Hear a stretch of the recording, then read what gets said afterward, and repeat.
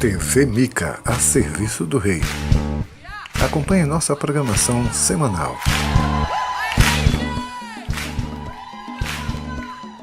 Domingos, culto de celebração 17 horas. Sábados, oração e estudo da palavra às 16h30. Quarta-feira, estudo bíblico às 19h30. TV Mica, a serviço do Rei.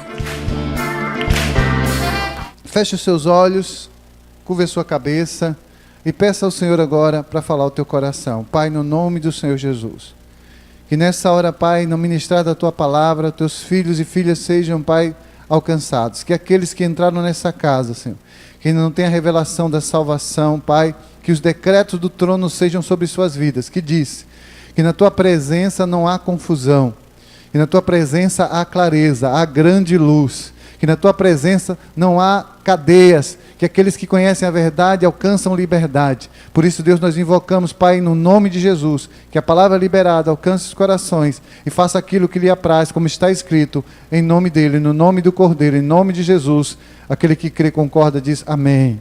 Amém. Louvado seja Deus. Uma das coisas que se reclama hoje no cotidiano do povo brasileiro, e o que se busca é justiça. Há alguns dias, alguns meses, talvez até um ano atrás, não sei, eu tive uma reunião, pelo menos aqui na igreja, com um grupo de pessoas que não eram crentes, jornalistas, pessoas, empresários, pessoas que não tinham compromisso com a igreja, mas vieram aqui. E eu, como pastor, fui convidado a participar do grupo porque a ideia era cobrar das instituições mais segurança. Disseram, olha, apóstolo, o senhor é um homem, um líder de uma igreja, a gente precisa de alguém desse grupo para também representar, e nós queremos ver, e nós queremos fazer um trabalho, manifestação, para buscarmos mais segurança para o povo.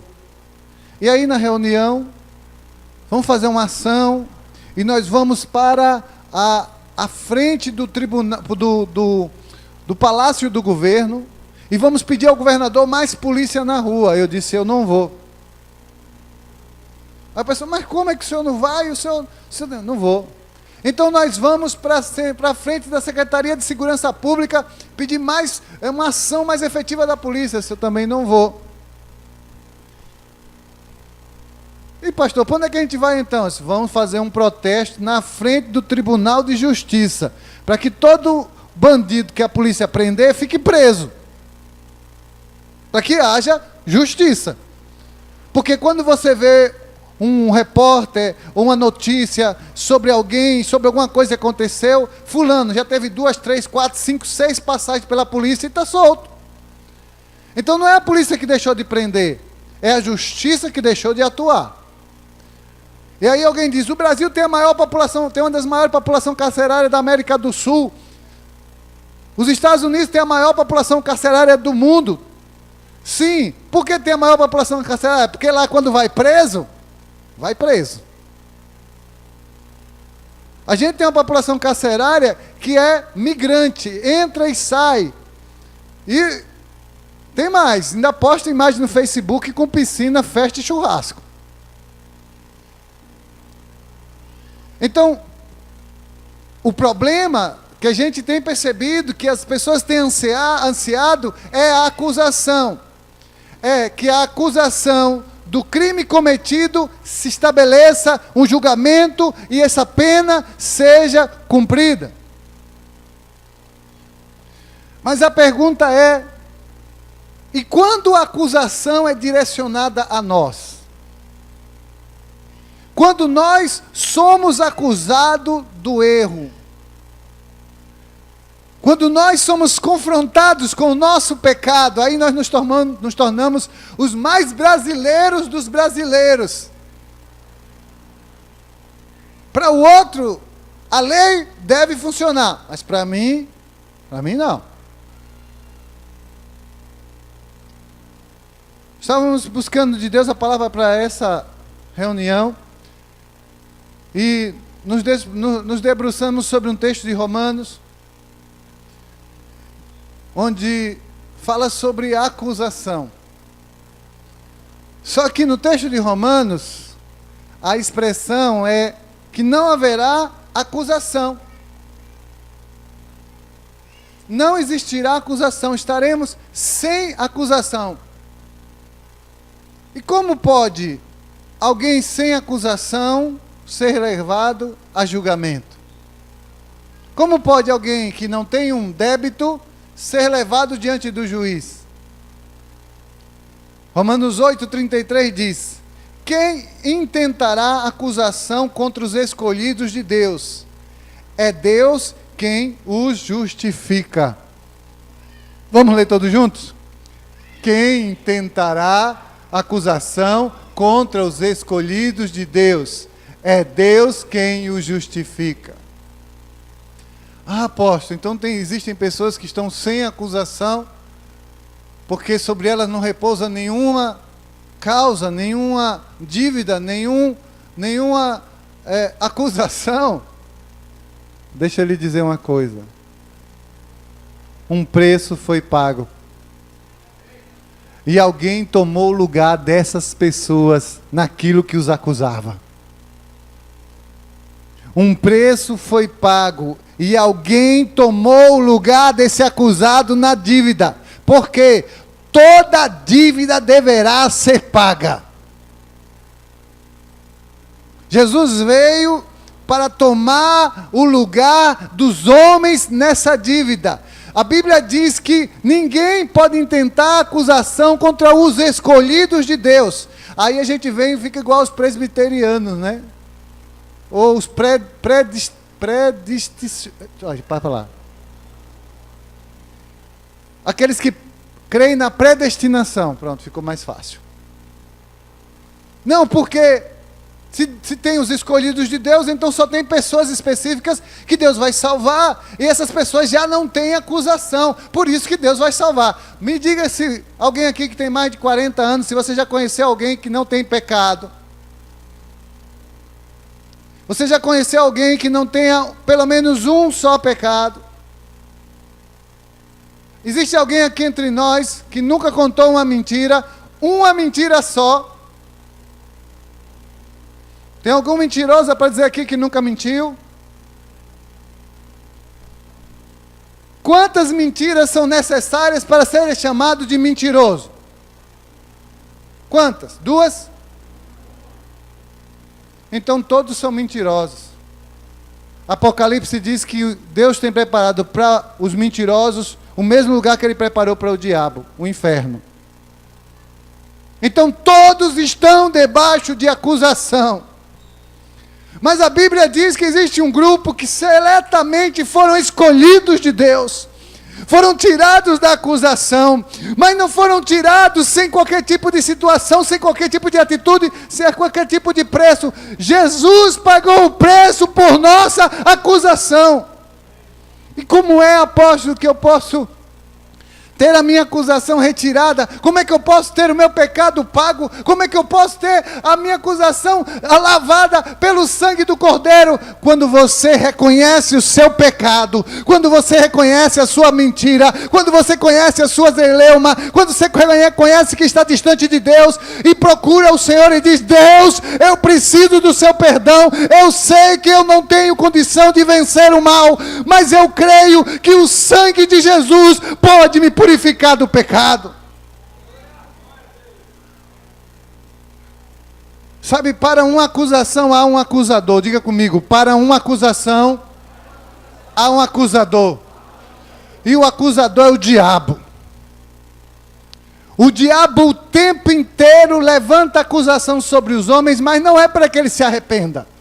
É para que ele entre cada vez mais no buraco. É para que ele afunde cada vez mais na sua perda. Ele diz: você não tem jeito, você não tem jeito, você está desgraçado, você está perdido, você só tem um caminho, é a morte. Para você não tem saída, para você não tem solução. Qualquer um pode vencer, menos você. Mas deixa eu lhe dizer, Satanás não é só acusador, ele também é mentiroso. Porque se o Filho vos libertar, verdadeiramente sereis livres. Para isso Jesus veio ao mundo, para desfazer as obras do diabo. E uma das obras do diabo é escravizar o homem, mantê-lo no pecado, mantê-lo na prostituição, mantê-lo na mentira. Um dos trabalhos do diabo é levar o homem ao inferno que foi preparado para ele, para o diabo. Mas o Senhor Jesus veio e na cruz do Calvário, ele rasgou as suas vestes, ele lançou o seu sangue aos homens, ele lançou o seu sangue à humanidade e ele gritou: está consumado!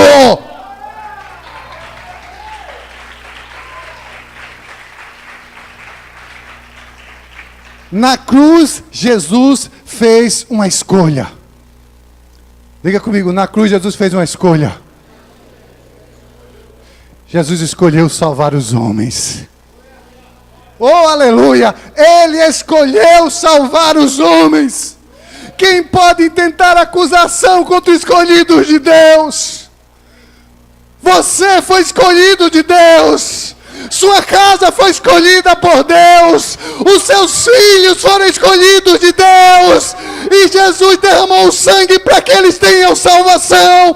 Quem tentará acusação se Jesus pagou o preço? Quem pode questionar isso? Se ele pagou o preço, aleluia.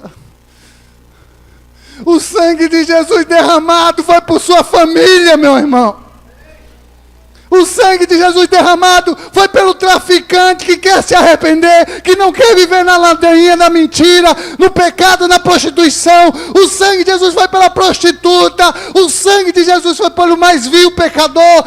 Todo que se arrepende tem uma escolha sobre sua vida. Jesus escolheu na cruz nos salvar. Aleluia!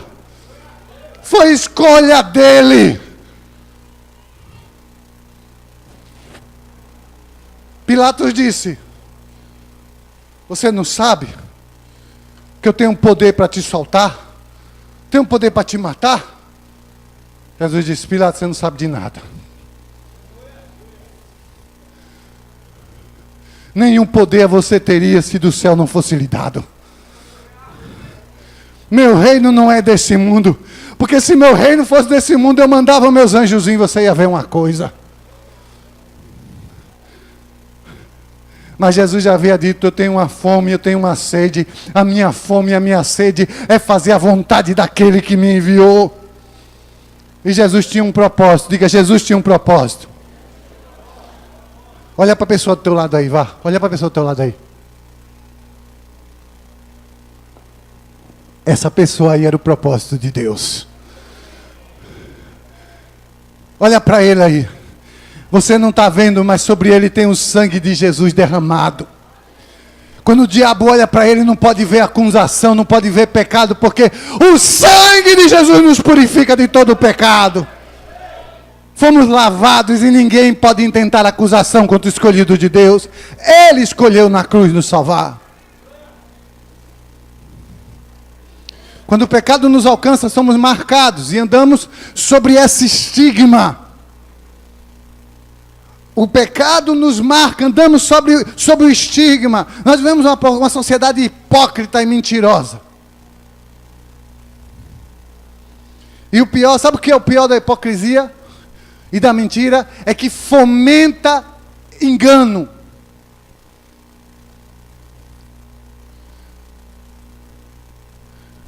Olha, cuidado, viu? Olha, não fala sobre homossexualismo, não. Não fala sobre lesbianismo, não. Está transmitindo para a internet, então não fala. Porque você pode ser taxado como homofóbico.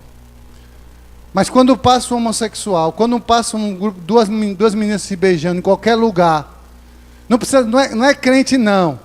É a mesma sociedade diz que eu não tenho discriminação nenhuma. Quando passa comenta, ri, enxota.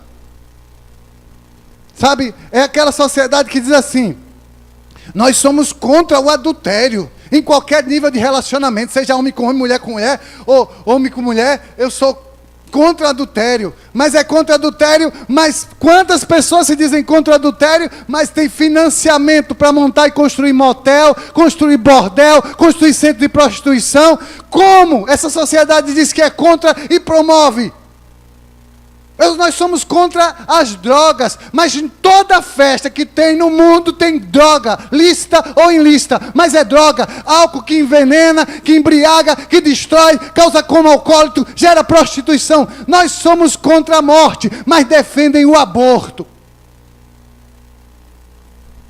E a igreja tem que ficar calada. Eles podem defender tudo e a igreja tem que ficar calada.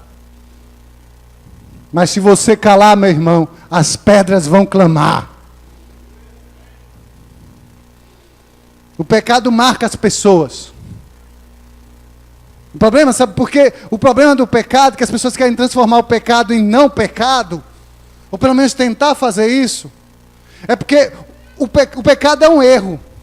Um erro. E ninguém gosta de se encontrar no erro, de que seu erro seja denunciado. Ninguém gosta que alguém veja você errando e diga: olha, está errando. Eu lembro que quando eu era garoto, lá em Itabuna, garoto lá,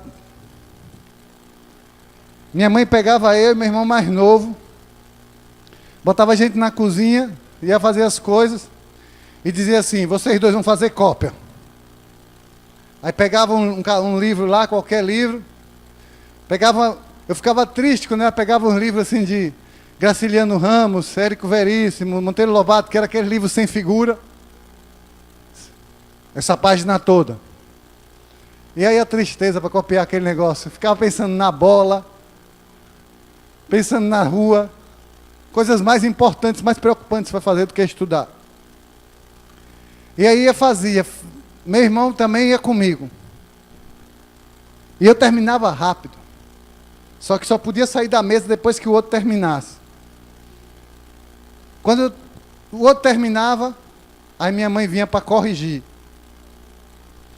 Eu era o quê? Sei lá, 7ª série naquele tempo, né? Que agora já mudou essa grade.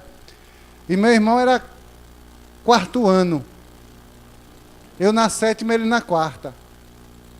Aí minha mãe ia corrigir. Na cópia do meu irmão não tinha um erro. Na minha parecia assim uma marcação de loteria esportiva. E eu ficava chateado, irritado.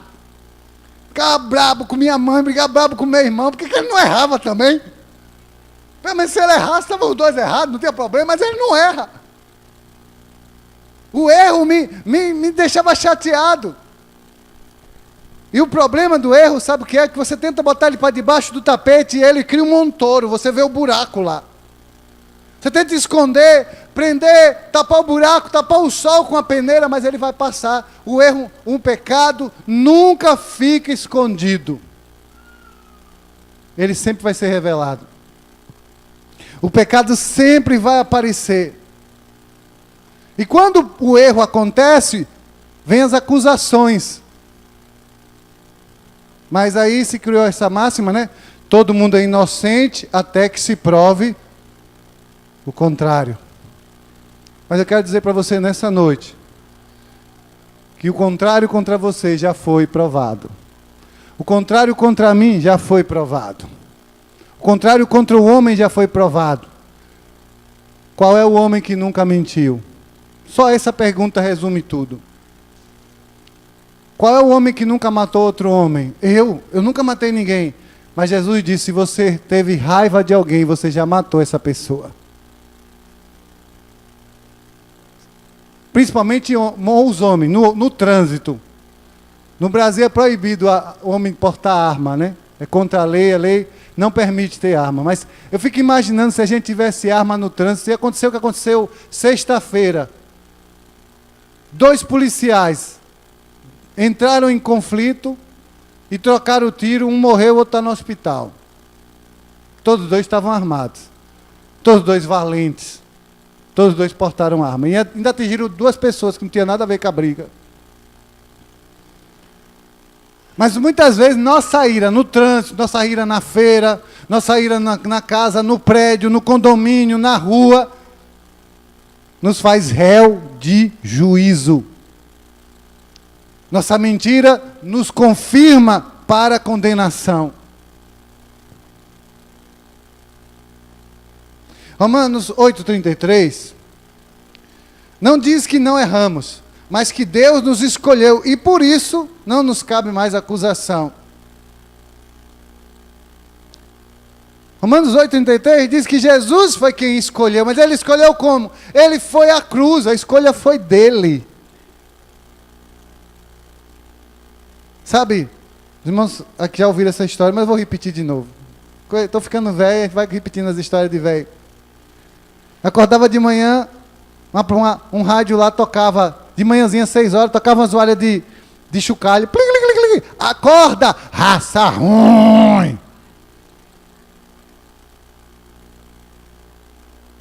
A gente é raça ruim, irmão. Não porque nós sejamos nordestinos ou sulistas, ou paulistanos, seja lá o quê. Nós somos raça ruim porque nós pecamos.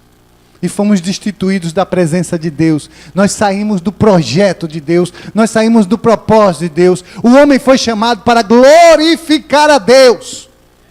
Como é que eu glorifico a Deus? Manifestando sua vida em mim, anunciando sua vontade e seu querer, vivendo a sua vontade. João 10,10, o diabo veio matar, roubar e destruir, mas ele veio para aqueles que são seus, tenham uma vida abundante e plena. Mas a gente vive uma vida frustrada, achando muitas vezes até que Deus nem existe.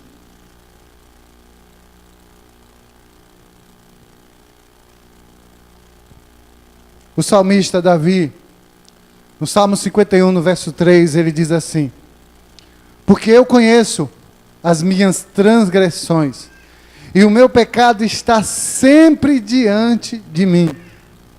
Escute isso. Será que você poderia fazer essa oração que Davi fez? Eu conheço as minhas transgressões. Você sabe que você tem feito errado? O seu pecado lhe condena.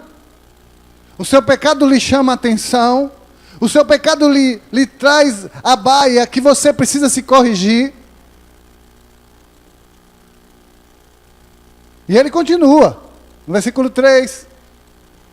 Contra ti somente pequei, e fiz o que era mal à tua vista, para que sejais justificado quando falares, e puro quando julgares. Ou seja, eu não tenho argumento, a acusação sobre mim é válida. A acusação sobre minha vida me condena, a acusação sobre minha vida me faz dever a Deus, eu não tenho escapatória. Está posto a mim só um destino, condenação. Eu não tenho de mim mesmo como sair. O homem não pode pagar as suas dívidas. O homem foi tirado da presença de Deus. O homem tinha no Éden um caminho de vida. Ele estava ligado a Deus. Todos os dias, na viração do dia, o Espírito de Deus descia, conversava com o homem, tratava com o homem, habitava com o homem. E o homem vivia em paz, em saúde, em prosperidade. Até que um dia a sua esposa foi enganada e ele viu que o fruto era bom para comer e comeu de sua própria vontade. Adão caiu por consciência e por decisão. Adão não foi imputado em erro pela serpente, não foi a serpente que conduziu Adão ao erro, não foi a serpente que convenceu Adão para pecar. Adão olhou e simplesmente desobedeceu. Deus já sabia que essa possibilidade existia, porque ele deu muitas frutas para comer, mas ele disse: dessa daqui você não come. Adão já tinha a capacidade, a possibilidade de errar, mas o Senhor Deus deu a ele a possibilidade de decidir, e Adão decidiu cair, Adão decidiu pecar, e foi destituído da presença de Deus, foi afastado da presença de Deus, e agora o pecado que Adão cometeu nos visita, e diante de nós está todos os dias, de dia e de noite, diuturnamente. E Davi diz no verso 5: em iniquidade fui formado, e em pecado me concebeu minha mãe. Diga assim: todos pecaram. Diga para outra pessoa próxima a você: todos pecaram. Todos pecaram e destituídos foram da glória de Deus. Começou de Adão. Não tem para onde fugir. Não tem para onde fugir. Nós não podemos fugir dessa marca, desse estigma. Não podemos fugir, somos culpados. O pecado é o erro que cometemos. Não podemos nos justificar diante de Deus. Se eu não posso me justificar, apóstolo, mas o Senhor já disse aí que Jesus escolheu me libertar. Verdade. Volto a enfatizar: Jesus foi à cruz do Calvário pagar o preço por você. Jesus foi à cruz do Calvário derramar o seu sangue por você. Jesus foi à cruz do Calvário pagar o preço que você não podia pagar. Mas como Adão lá no Éden decidiu desobedecer, a você é dado o poder para decidir obedecer. Hoje, a palavra que você recebe lhe dá a condição de decisão.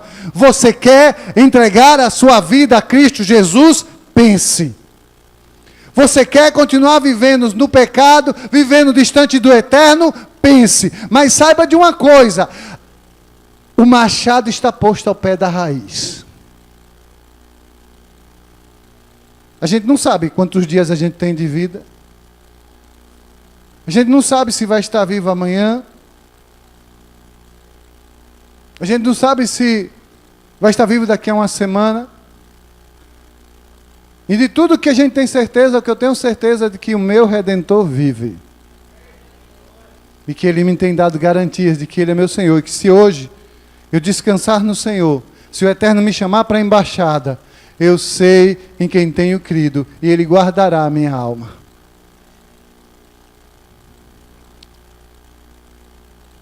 Apóstolo Paulo, falando a Timóteo, no capítulo 2, da segunda carta aos Timóteos, versículo 10, ele diz: portanto, tudo sofro por amor dos escolhidos, para que também eles alcancem a salvação que está em Cristo Jesus, com glória eterna. Estar aqui ministrando é como o apóstolo Paulo fala, é sofrer.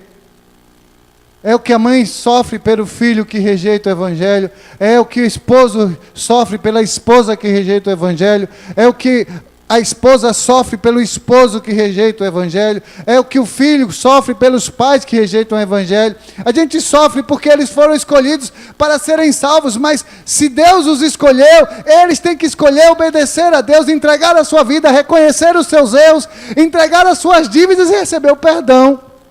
Diga comigo: entregar a dívida, entregar a dívida e receber o perdão.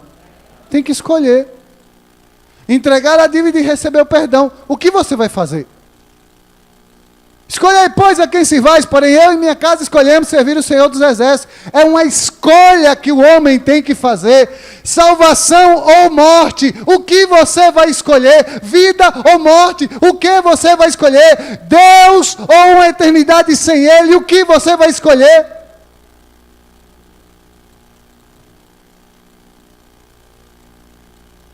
A verdade é que todos foram escolhidos por Deus, todos foram escolhidos para a salvação. Mas o caráter da escolha pertence a cada um. Eu faço a minha escolha em ser ou não um escolhido. A escolha é minha. Diga para a pessoa que está do outro lado assim: a escolha é sua. Você escolhe, você quer ser escolhido ou não. Você escolhe a escolha de Deus para a sua vida ou você escolhe a sua própria escolha. Mas uma coisa é certa: todos têm que decidir. Ainda o apóstolo Paulo, escrevendo a Timóteo, já na sua primeira epístola, ele diz no capítulo 2, versículo de 3 a 5: porque isto é bom e agradável diante de Deus, nosso Salvador, que quer que todos os homens o quê? Ele quer que todos os homens o quê? Mas será que todos os homens são salvos? Será? Ah, apóstolo, mas aí o querer de Deus, e o querer de Deus é onipotente. Sim, verdade. Mas quando a Bíblia diz que Deus quer, é porque não está dependendo dele. O que ele podia fazer, ele já fez. O que ele tinha para fazer, que só ele podia fazer, ele já fez. Agora, quem tem que fazer somos nós.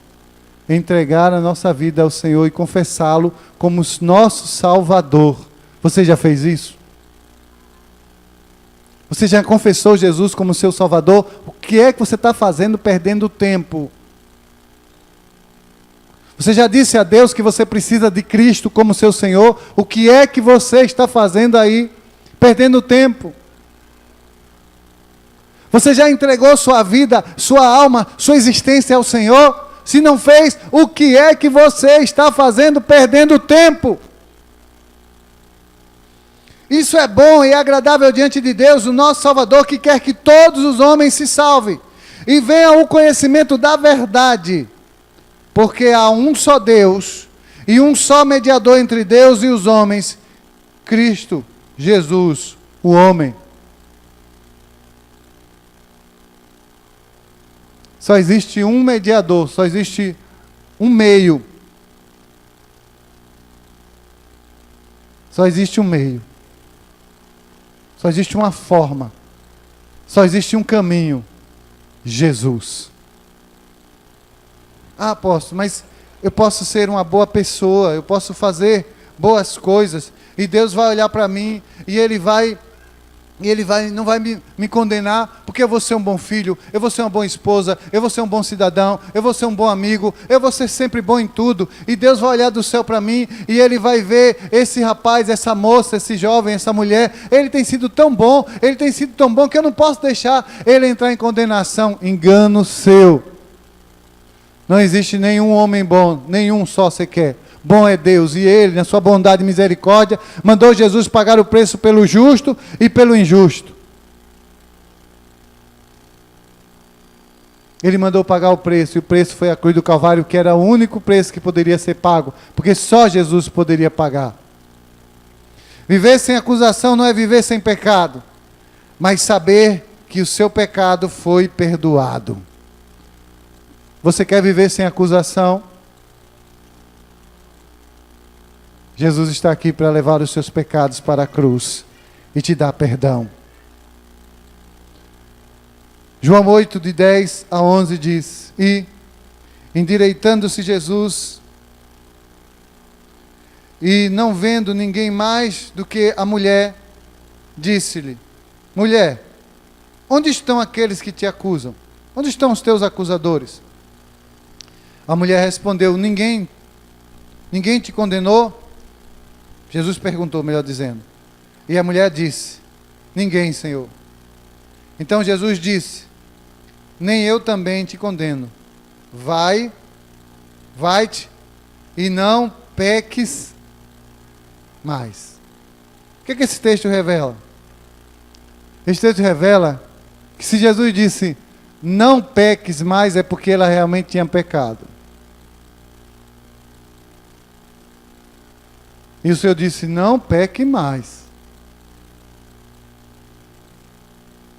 Os acusadores, e o acusador está aí. Mas nessa noite, você está diante do Senhor Jesus, e o acusador já disse: ele tem que morrer. Como aquela mulher também foi dito, ela tem que morrer. E Jesus chegou aqui e fez um convite para o seu acusador. Qual foi o convite que Jesus fez para o meu acusador, apóstolo? Ele convidou todos os acusadores a irem embora. Mas esses acusadores só irão embora mediante a tua escolha. Esses acusadores só irão embora mediante a tua decisão. Você pode sair daqui sem acusador, ou você pode sair daqui com um acusador. Para que você saia sem acusação, entregue a sua vida a Cristo Jesus. Confesse a Ele como Senhor e como Salvador da tua vida. Creia que Ele pagou o preço necessário para o teu perdão. Ainda que a sua lógica, ainda que o seu entendimento, ainda que as pessoas, ainda que o mundo, ainda que todos digam não. Deus enviou Jesus e Ele morreu na cruz do Calvário. Sendo o próprio Deus, morreu na cruz do Calvário, derramou o seu sangue para que todo aquele que nele crê não morra, mas tenha a vida eterna. Ele na cruz do Calvário pagou o preço para que todo aquele que nele crê seja salvo. Qual vai ser a sua decisão nessa noite? Você vai confessar a Jesus como Senhor e como Salvador? Você vai expulsar todo acusador? Vai rejeitar toda acusação?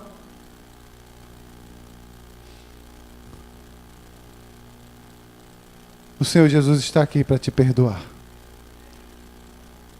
Quero convidar a igreja a fechar os olhos e curvar suas cabeças. Feche os seus olhos, curva sua cabeça. Jesus está aqui. E o perdão de Deus é manifestado pelo Espírito Santo que está neste lugar. O perdão de Deus é manifestado pelo agir soberano do Cordeiro. O Senhor está dizendo para você: hoje eu quero salvá-la. Hoje eu quero salvá-lo. Hoje o Senhor está dizendo para você: eu quero retirar a acusação. Eu quero te mostrar que eu sou Deus. Eu quero te mostrar que paguei um preço, e o preço que eu paguei foi para te lavar, foi para te sarar, foi para te curar. Mas o preço que eu paguei foi para te dar salvação eterna. Jesus foi à cruz do Calvário porque Ele quer te dar esse perdão hoje. Ele quer te libertar hoje. Ele quer te dar vida hoje. Jesus está aqui e Ele tem a mão estendida na tua direção. Ele tem a mão estendida na tua direção. Ele quer te dar vida nova.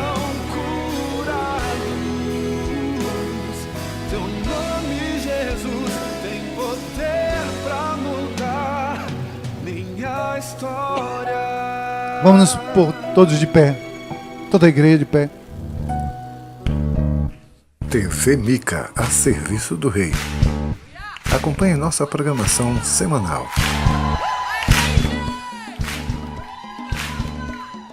Domingos, culto de celebração 17 horas. Sábados, oração e estudo da palavra às 16h30. Quarta-feira, estudo bíblico às 19h30. TV Mica, a serviço do Rei.